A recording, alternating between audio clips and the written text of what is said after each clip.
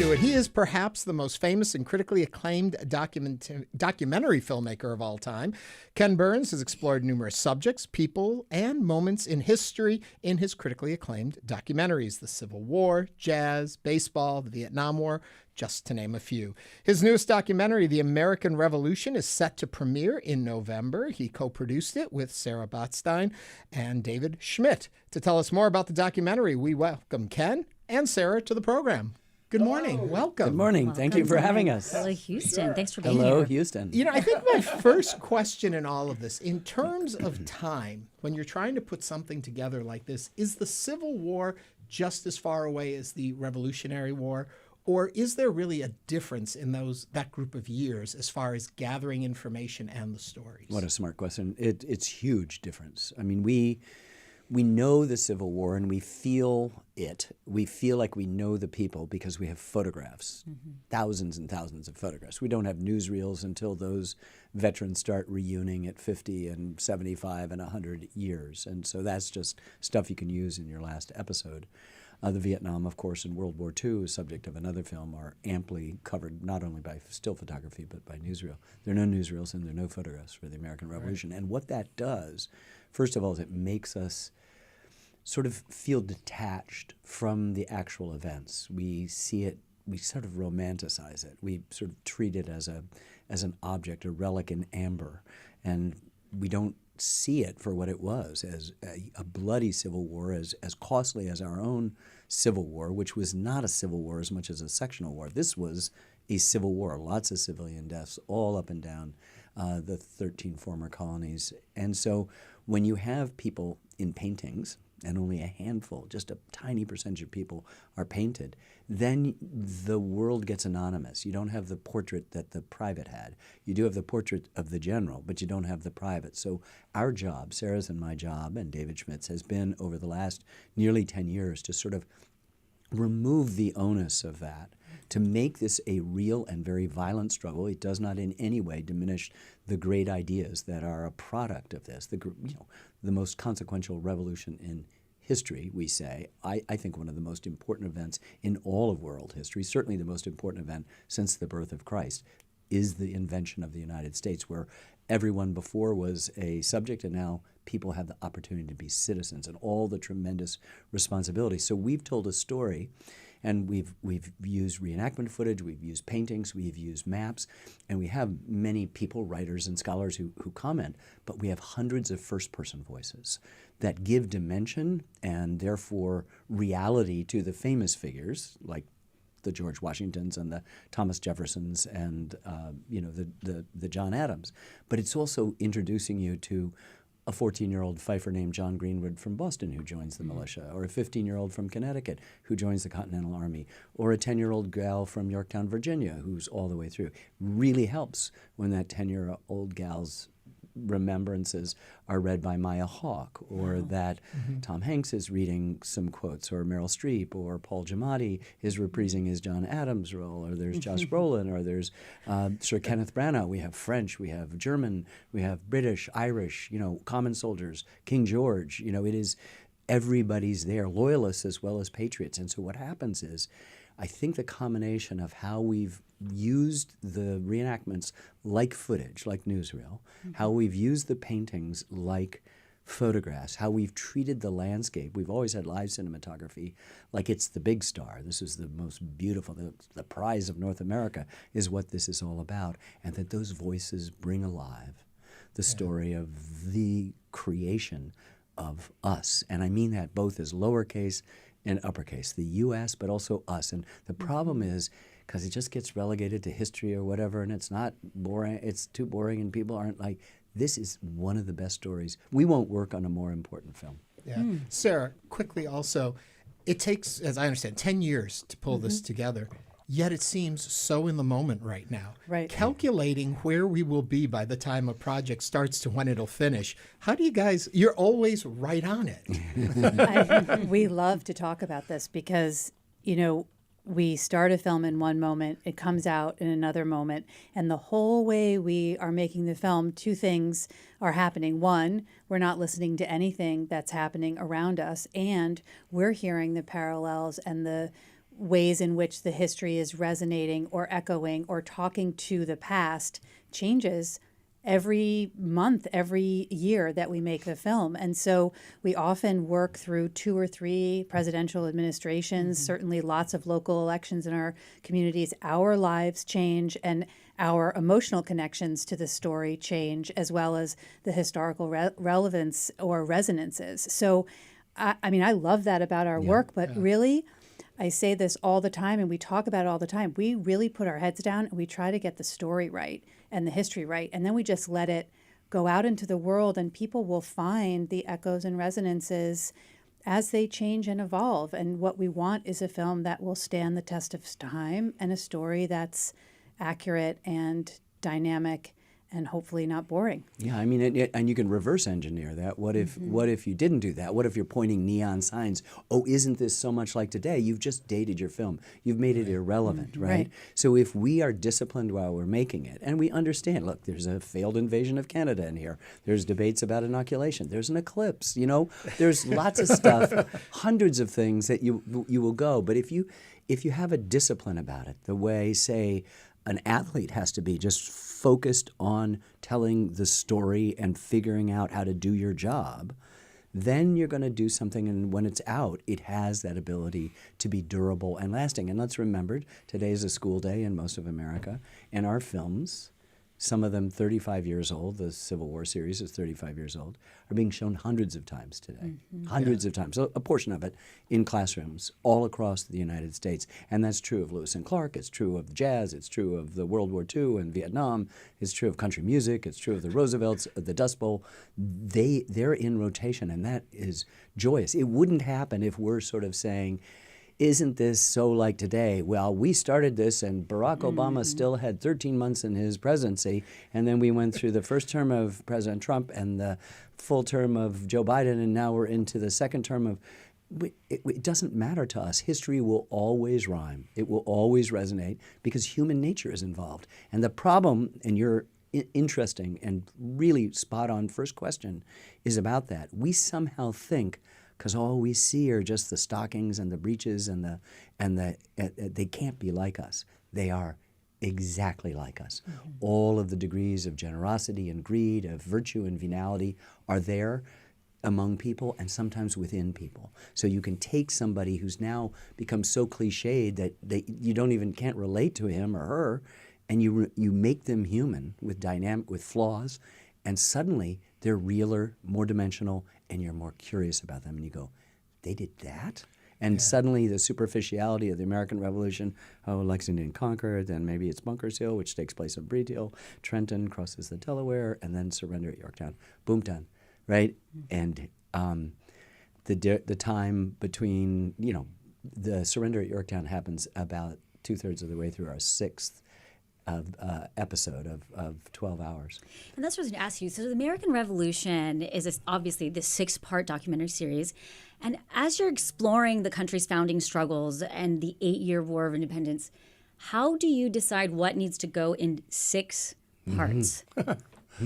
Right? So I'll let Sarah answer this too, just to say that you would presume that making a film is a building process. Right. It's a subtracting process. We collect 40 to 50 times the amount of material that we'll have for these final 12 hours. More than 500 hours of material, from paintings to maps to interviews with people to some of the reenactments. And then it's figuring out what you can keep. Remember the movie Amadeus? What's too many notes? How can we include a bottom-up as well as a top-down story? How can we give dimension to people who are so familiar that they become unknown to us, like a George Washington, who's without a doubt the most important person in the whole story, though very, very complicated human being. Yeah. And so it's, and then you meet Betsy Ambler in Yorktown, and you meet John Greenwood, and you meet Joseph Plummer, and you meet loyalists, and we're umpires calling balls and strikes. Wow. But the thing is, it's not a process of adding. It's really a process of subtraction. We collect all this stuff. We work for years gathering the material. So then how do you know what you cut out at that point? Well, I was going to answer the question a little differently than Ken, actually, which maybe goes to that. people ask us this question a lot, and I think they're often surprised that our process stays the same regardless of the subject matter. So if you're making a film about jazz music or the Vietnam War, Ernest Hemingway, or Ken worked on a big series on country music, the way we approach the work is always the same. And yes, it's subtractive, but we also are in the business of listening. So we want to add what we're missing, and we work chronologically. Our process is the same. We take our time and we listen very carefully, not only to the scholars and advisors and historians and archivists and visual material, but we're subtracting from everything we collect, which is, a ratio of 10 or 40 to 1. But then we're also adding the things that we're missing because we want to tell the story, I think, of the human experience through a subject. So for me, a war film is more interesting the more political and family dynamics that happen. He loves when the right flank and the left flank and the specifics of a battle. And so I'm going to lean into how Ken sees the importance of a military struggle. And then we're all going to cry when somebody dies, or you learn that, that general's wife is pregnant and her family chose this. It's a great family drama and a great political drama, and it's a war. And so we're adding and subtracting all the time. Did you find in this something that you were so surprised you just went, oh my gosh? I don't think there was a day. A lot. I mean, that's always the great gift of these projects. I mean, I've been doing this for nearly 50 years. And the great gift is that if, a couple of times, Vietnam, because I grew up in the 60s, and baseball, which I've played and loved since I was a kid, I figured, well, finally I've got something I really know about. I have a general knowledge of American history, and I can, I can hold my own at dinner. But I thought, these two projects, and both of them were daily humiliations for years of what I did not know. And so that's really great. We go into these not sort of trying to assemble these things that we want to tell you to know. The last time I checked, that's homework. We're sharing with you a process of discovery. So it comes in a blizzard of facts, and a blizzard of moments, and a blizzard of individual action. And one of the things that I think draws people to the film is that they're going to be, say, at the biggest battle of the Revolution, the Battle of Long Island, which I don't think you knew. That's one of the things we went, what? And it's a huge tactical mistake that Washington does. The British turn his left flank. He's left it unprotected.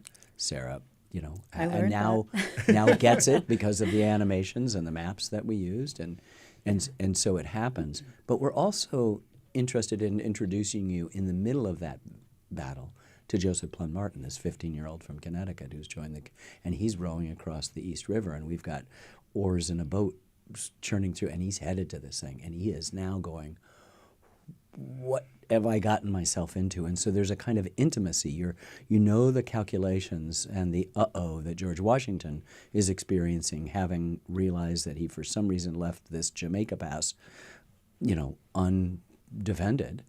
And that the British have gone through it and have come on behind the main force of his army. But you also got an ordinary grunt about to go into what will be the worst fighting of the Revolution to date. How close did we come to losing? Oh, I mean, look, last April 19th, 2 months ago, right, was the 250th anniversary of Lexington. If you were Las Vegas was there, and you were putting odds, 0, right? 0. And then many times throughout this, there's lots of wonderful victories, and you go, okay, well, now we've got it, right? I mean, you want it to, good history, someone told me, is you stay tuned because it might not turn out the way you know it did, right? So I've blown it. I get, spoiler alert, the surrender. But even at the end of the 5th episode, when Charleston falls, you go, uh-oh, I don't know how we're going to do this. You go, well, wait a second. We know it's going to be all right. And then it becomes, well, how do we recover from this extraordinary loss? And that sense that no one then knew that they were George Washington or Thomas Jefferson. No one then understood how it was going to turn out. No, everything was contingency. So we have that total luxury of thinking we know. And I've always said that I really hope that when people were watching, and I heard from thousands of people that this was the case, that when they went to Ford's Theater in our Civil War film, when it got to that scene, that they hoped the gun would jam, or that the box, the presidential the door to the box was locked and he couldn't get in. So like, we know what happened. Yeah. Do you have to presuppose the audience knows something? No, we suppose that the audience is ignorant of it, but maybe, and I do not mean this in any insulting a way, because an educated eighth grader is a pretty, potent force. Mm-hmm. That you basically can understand the vocabulary of eighth grade, and you've got some knowledge, but we do not presuppose anything. And so part of the excitement for us is how that you can keep those people who are scholars, and we've engaged the services of many, many scholars who themselves had said, I didn't know this person, I didn't know this story, I didn't get that thing, as well as helping us say, you really ought to tell this story. And at the same time bring along, that kid who just is sitting there looking at, oh my God, it's no longer powdered wig, all of the superficial stuff about George Washington, never tell a lie, all of that stuff. This guy has dimension now, and that's, you'll know who he is, or you'll know how difficult it is to know who he is because of his implacable ways. And as you say that, oftentimes, when we think of students, and you said how your films are being watched in school, we think of history and we think government and we think social studies, and sitting there and opening this kind of static textbook. Do you find that, Sarah, you mentioned the human connection, connecting that human connection with history. Is that what makes this documentary powerful? Well, the word history is mostly made up of the word story. There you go. Plus hi, which is a good way to begin a story, right? And I think, and I do not want to take away anything from our history teachers. We've taken out history. We've taken out civics. That's our fault, not the kids' fault. And so it's not that it's boring, is that it's now gotten to be a secondary rather than central subject. If you don't know where you've been, you can't know where you are, and more importantly, where you're going. End of statement. And I think the extent to which teachers employ, and one of the unsung things is that none of this would happen any other place but public media. Like, none of my films over the last 50 years could have been made without public media. Takes time. The time that it does to do it, the labor intensity. I could go into any place and get the money I need from somebody else, but they wouldn't give me the time to do it. And so we're able to incubate this. We can able to be sure that this is, the best of us, that these are our director's cuts, and they haven't got a suit coming in making longer, shorter, sexier, less sexy, more violent, less violent, whatever the thing of the moment is. And so I think with regard to teachers, they're so happy to have, particularly now as we've moved into a visual medium where kids have a visual literacy, to be able to say, let me draw you into the Civil War by showing you the opening of this series. And it's about Wilmer McLean, who starts off with the first battle, and a Union shell goes down his kitchen, so he says, I got to move out of here. He moves far south and west of Richmond, out of harm's way, to a dusty crossroads called Appomattox Courthouse. And 3.5 years later, in his living room, Lee surrenders to Grant, and Wilmer McLean can rightfully say, the war began in my front yard and ended in my front parlor. Wow. That's a wow, right? Yeah. And there's not an eighth grader or any of us who wouldn't go, wow. And that's where the story comes in. And sometimes we're trying to hit marks about curriculums, and then the dates become not important signposts or anchors, tent flaps to things. You don't know who's in the tent. We want to tell you who's in the tent. Are you happy with the finished product? We're always fussing. We still got one. We still have one. We're going back, and we have one episode to mix and online. And Sarah and I, we locked this series back in January, and we have unlocked and changed little tiny things here, and nothing you'd notice. We're very happy with it. We're so excited to share it with you. We can't wait. And what's really clear is that there's a kind of bubbling up of enthusiasm that I haven't felt since our Civil War series.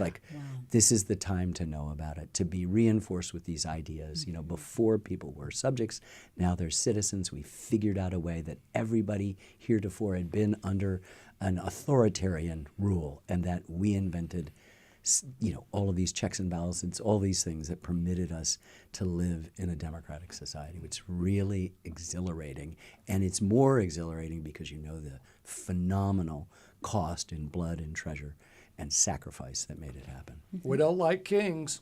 We don't like kings, don't want kings. Yep. We figured that out early on. So, yeah. The American Revolution is a new documentary co-produced by Ken Burns and Sarah Botstein. It is set to premiere on November 16th. Ken and Sarah, thank you both so much for joining us on Hello Houston. so happy to be here. Thank you. Thank you.